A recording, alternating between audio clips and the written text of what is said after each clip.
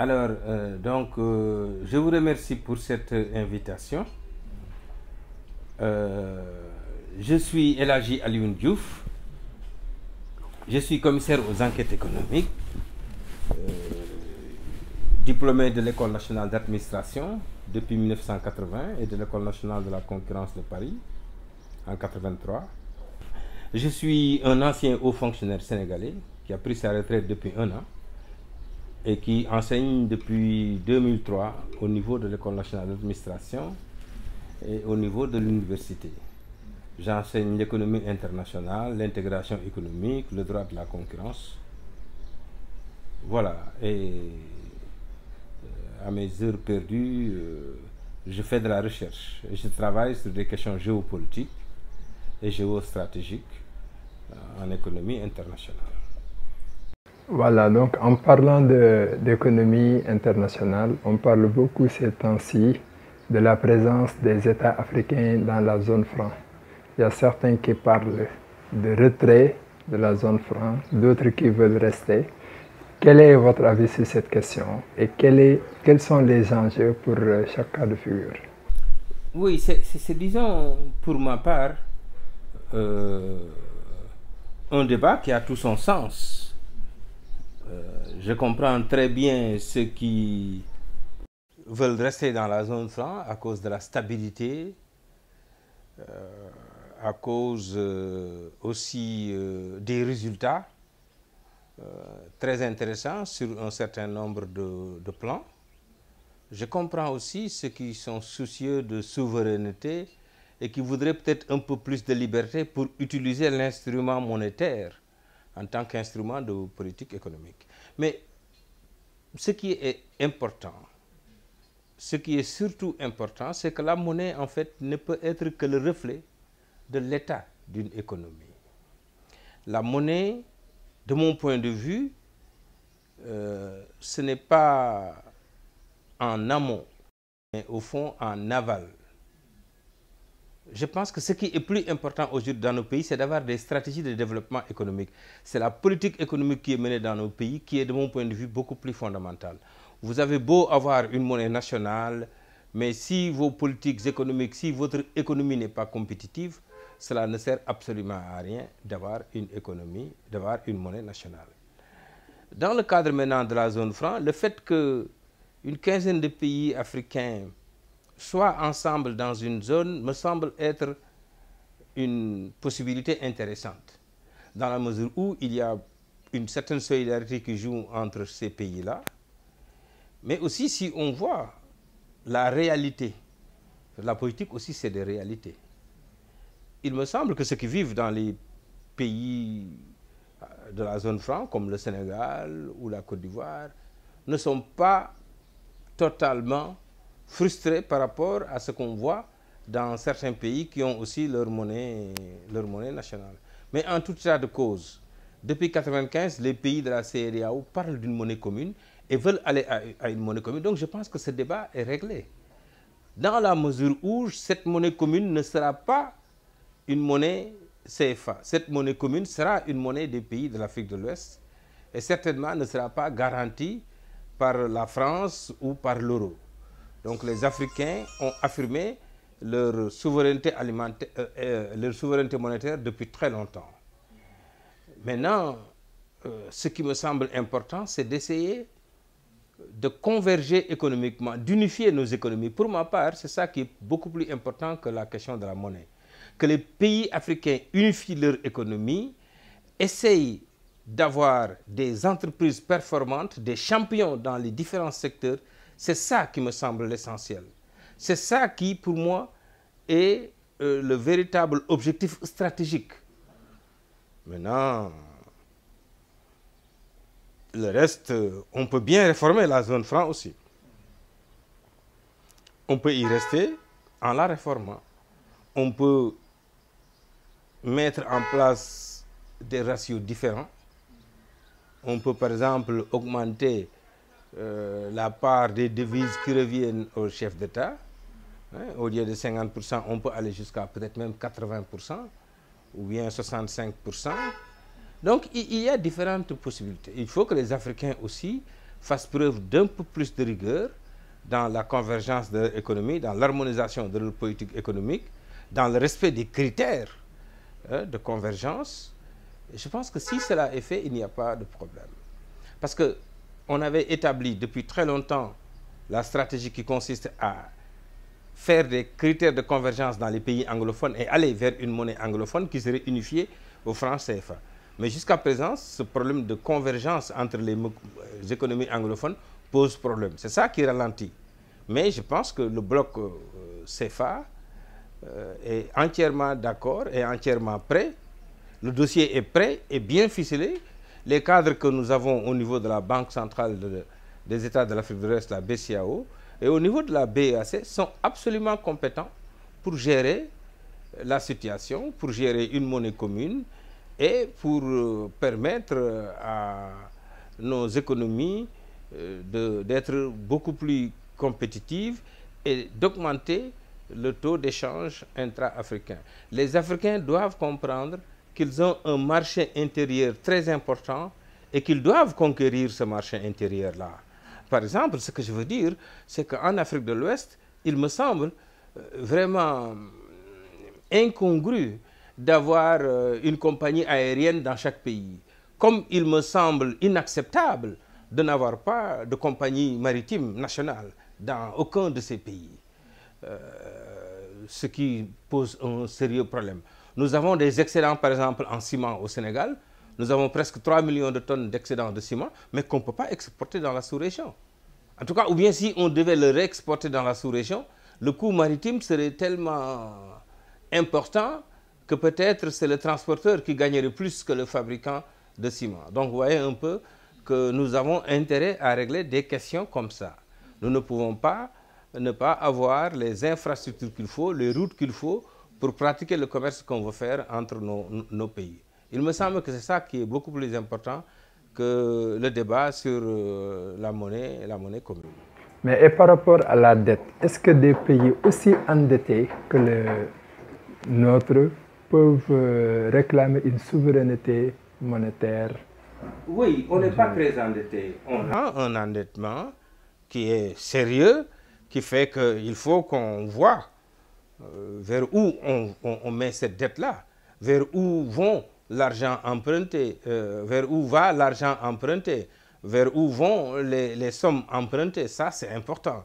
Donc l'investissement doit être un investissement fructueux, un investissement qui crée de la croissance, un investissement qui crée de la valeur, un investissement qui crée un marché intérieur, qui accroît les échanges entre les acteurs économiques dans notre propre pays. Un investissement qui favorise l'échange entre les différentes régions de notre pays. Éviter que Dakar soit un peu le seul débouché pour toutes les régions de Dakar. Faire en sorte que chaque région puisse échanger avec d'autres régions ses propres excédents. Bon, donc, pensez-vous que l'Afrique est en mesure d'avoir une souveraineté monétaire qui lui permet de se démarquer de la dépendance occidentale? Mais absolument. Les Africains y croient d'ailleurs.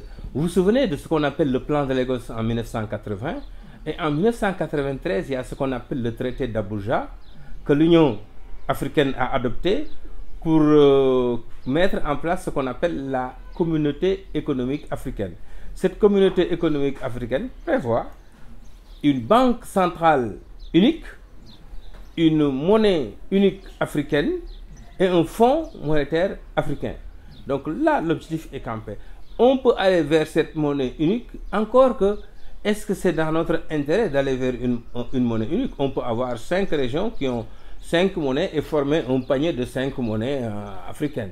On peut trouver différentes formules. Ce qui me semble important, comme je l'ai dit tantôt, la monnaie, c'est après l'économie de mon point de vue. Ce qui me semble important, c'est d'abord d'unifier, de faire en sorte qu'on unifie nos économies en Afrique. Parce que nous avons un potentiel extrêmement important. Extrêmement important. Un potentiel qui nous permet d'avoir une capacité autonome, effectivement, de développement. Un potentiel qui, s'il est exploité comme il faut, permettra à l'Afrique, avec ses 1,5 milliard ou 2 milliards d'ici 2050, d'être le marché le plus important du monde. Aujourd'hui, la Chine s'est adossée sur son propre marché intérieur, sur une demande intérieure très importante d'1 milliard 200 ou 300 millions d'habitants. C'est ça qui fait la force de la Chine, parce que d'abord, elle peut s'appuyer sur son propre marché intérieur afin de conquérir le reste du monde. L'Afrique, le jour où elle comprendra que le marché pertinent pour elle, c'est le marché intérieur africain, elle va essayer de mettre en place des champions, des industries championnes qui seraient capables d'évincer n'importe quelle entreprise étrangère de l'Afrique. Il faut d'abord conquérir son propre marché avant d'espérer conquérir les marchés des autres. C'est ce que les États-Unis ont compris, c'est ce que l'Europe a compris en 1962 en adoptant la PAC, la politique agricole commune, pour permettre à l'Europe d'être aujourd'hui un géant mondial agricole, un grand fabricant de produits alimentaires, etc., etc. Donc, je pense que l'Afrique, il n'y a pas de secret. Il faut faire ce que les autres ont fait pour se développer. Il n'y a pas de secret. Et ensuite, non seulement il n'y a pas de secret, mais nous savons ce qu'il faut faire. Nous savons comment le faire. Donc, il faut aujourd'hui décider. Parce que ce qu'on reproche à l'Afrique, c'est de n'avoir pas une stratégie de développement de son économie. Certes, certains se posent la question, l'Afrique a-t-elle une capacité autonome pour se développer? D'autres pensent que l'Afrique même a refusé le développement, comme disait Axel Kabou. Mais elle a fini par écrire pourquoi on en est arrivé là aussi. Et donc, je pense que quand on voit un peu, je ne parle même pas des intellectuels africains, prenez les Africains qui ne sont ni alphabétisés, qui n'ont pas de métier et qui prennent les bateaux qui migrent, qui vont en Europe, qui vont partout dans le monde. Partout dans le monde, vous les trouvez, ils travaillent. Ils gagnent leur vie. Ça veut dire qu'ils ne sont pas paresseux. Ça veut dire qu'ils sont capables chez eux aussi de faire le même travail qu'ils font en Europe. Il suffit d'être mieux organisé. Ou, disons, on doit mieux administrer nos pays. On doit mieux administrer nos pays pour que les fils de ce pays et des pays africains ne croient plus simplement que le paradis c'est en Europe, que le paradis c'est en Amérique, que le paradis c'est en Asie. Il faut qu'ils comprennent que le paradis c'est d'abord en Afrique. Il y a un ouvrage très important qui est paru au début des années 2000, qui a été traduit en français en 2002. C'est un ouvrage d'un Péruvien qu'on appelle Hernando de Soto. Il a écrit un ouvrage, Le mystère du capital. Il est là dans ma bibliothèque. Pourquoi je cite cet ouvrage? Il y a certains qui disent d'ailleurs que c'est l'ouvrage le plus important écrit ces dernières années. Le titre de l'ouvrage d'ailleurs le dit, Le mystère du capital. Pourquoi le capitalisme réussit en Occident et échoue partout ailleurs? Échoue partout ailleurs. Il dit c'est parce que c'est simplement le droit de propriété. Ailleurs, sur chaque parcelle de terrain, sur chaque richesse, on met un nom. On dit ceci appartient à celui-ci. Celui à qui cela appartient, donc surveille, utilise, comme on dit, l'usus, l'abusus et le fructus. Il peut aliéner son produit, il peut l'utiliser, il peut aussi l'exploiter. Le jour où on finira, on dira plus, alors le bourle, c'est pour tout le monde, ce jour-là, on sera développé. Il y a des multitudes d'entreprises en Afrique, ce qu'il appelle le mystère du capital. Par exemple, regardez les ateliers.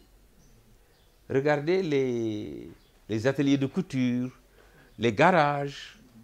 Regardez toutes ces entreprises informelles qui existent, mais il n'y a aucun document qui montre que cette entreprise a un capital de temps. Et pourtant, il y a de la richesse, parce que le pas de porte, rien que le pas de porte, parce que tout le monde sait que quand vous allez là-bas, vous allez réparer votre voiture. Mais cette entreprise n'appartient à personne. Généralement, quand le propriétaire meurt, on ne parle plus de l'entreprise. Même des hommes riches ont agi de manière informelle. Donc, il est important que dans nos pays, on mette un peu la main ou le doigt sur les richesses pour que ceux à qui appartiennent ces richesses payent les impôts. Il faut qu'on arrive à recouvrir, il faut qu'on arrive à faire payer tous ceux qui doivent payer des impôts. Et avec cet argent maintenant, construire le pays. Mais c'est ce que tout le monde a fait. Quand en France, on parle du cadastre universel, c'était ça. C'est-à-dire sur chaque parcelle de terre, on a mis un nom. Et le moment de payer l'impôt, tu payes un impôt. Et c'est cela qui fait vivre un pays.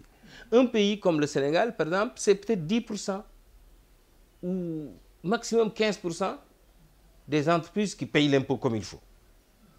Non, cette situation n'est pas tenable. On ne peut pas faire reposer l'impôt sur un très petit nombre de personnes ou d'entreprises, de personnes morales. Il faut que tous ceux qui doivent payer l'impôt payent l'impôt. Et à partir de ce moment, vous vous rendrez compte que vous n'êtes pas pauvre, que vous serez en mesure de développer votre pays, de construire des routes, des écoles, des hôpitaux. Et c'est cela qu'il faut. Il faut que les dirigeants dans nos pays soient quand même beaucoup plus en service au profit du peuple. Hein, et qu'ils prennent beaucoup plus au sérieux leur métier. Serigne Cheikh Ahmed Tidiane Sy daana wax naan ministère du tuuti, ministre mooy tuuti. Il faut qu'on comprenne ça. Chaque ministère doit développer son département, doit créer des richesses. Il faudrait que les ministres, on dise, ah, telle chose a été faite par tel ministre. Vous regardez, par exemple, dans des pays développés, on parle de lois telles dans l'éducation, parce que quand on a le ministre de l'éducation, il a fait une réforme qui a amélioré l'école. Quand il a été ministre de l'Industrie, il a pris une mesure en faveur des industriels. Quand il a été ministre du Commerce, il a créé une loi pour le commerce qui a permis le développement, etc., etc. Il faut qu'on réfléchisse.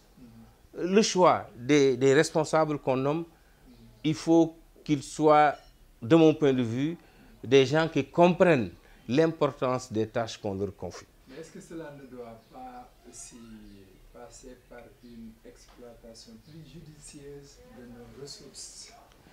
Je suis entièrement d'accord avec vous, monsieur. Vous savez, à la fois les ressources humaines, les ressources en capital, nos ressources en richesse naturelle, tout. Est-ce que... Et c'est le problème que je pose. Parfois, je dis, oh, dans notre pays, on met en place des stratégies, mais sans faire de bons diagnostics. Quel est le remède si tu veux combattre un mal? Quand vous allez chez un médecin, qu'est-ce que le médecin fait d'abord? Contrairement à ce que les gens pensent, le médecin, dès qu'il vous voit, il ne décrit pas, oui, vous êtes maigre, vous avez le ventre gonflé, apparemment vous êtes... Non, le médecin vous pèse d'abord. Le médecin prend votre taille et tout de suite peut dire, en fonction de votre taille et de votre poids, il y a un problème. Et commence à faire des analyses. Donc, si vous voulez développer un pays, il faut aussi avoir une idée des richesses de ce pays. Il faut qu'on sache combien de tonnes d'arachides on peut faire chaque année, ou bien combien on peut cueillir de noix de cola, de mad, de bouillie, de mangue. Et en fonction de ça, on bâtit des stratégies. Je pense que ça, c'est des choses qui sont extrêmement importantes. Qu'est-ce que nous avons en bétail? Je pense qu'on minimise beaucoup nos potentiels. Je pense qu'on devrait, sur ce plan, faire un travail qui consiste à mieux peser nos richesses. Et je pense que si on savait tout le potentiel qu'on avait et toutes les possibilités qu'on a, je pense qu'on comprendrait que la première chose à faire, c'est la transformation structurelle de nos économies, la transformation structurelle de nos richesses, parce que nous avons des richesses qui sont, disons, peut-être particulières. Vous avez des fruits tropicaux, vous avez la qualité de nos mangues, par exemple, vous ne les trouvez nulle part. Mais c'est pas intelligent d'exporter la mangue en elle-même. Par contre, ce qu'il faut faire, c'est transformer cette mangue. Exporter le jus, exporter le concentré, exporter la chair séchée, etc., etc. Je pense que c'est ça qu'on doit faire. Regardez les tonnes de mangue qui pourrissent dans nos pays. Regardez le bissap que nous avons. Au Sénégal, on boit toute forme de jus, sauf le jus de bissap, sous une forme industrielle. Comment ne pas boire du jus de bissap, du jus de mad, du jus de bouillie, du jus de d'itah? Regardez, guide d'itah, mais c'est succulent ça. du jus de, comment on l'appelle, les Américains, cranberry, khewar. Khewar, vous avez entendu parler de khewar pendant très longtemps, tout le monde le sait. Il y a des régions où, mais vous savez, il y a des boissons qu'on importe aujourd'hui au Sénégal, ça vient des États-Unis, mais ce qu'on appelle du cranberry. Donc je pense que ça montre que nous manquons encore de stratégie et de volonté réelle de développer nos pays. Comme je disais, ministère du touti. Donc quand un ministère a en charge quelque chose, il doit pouvoir évaluer ce quelque chose-là et justement le valoriser, le multiplier par 10 s'il le faut, donc augmenter la richesse. C'est comme ça qu'on doit raisonner. Et à partir de ce moment, on comprendra qu'il est possible pour l'Afrique de se développer, de sortir de cet état de sous-développement ou de pays moins avancés ou de pays pauvres très endettés, que sais-je encore.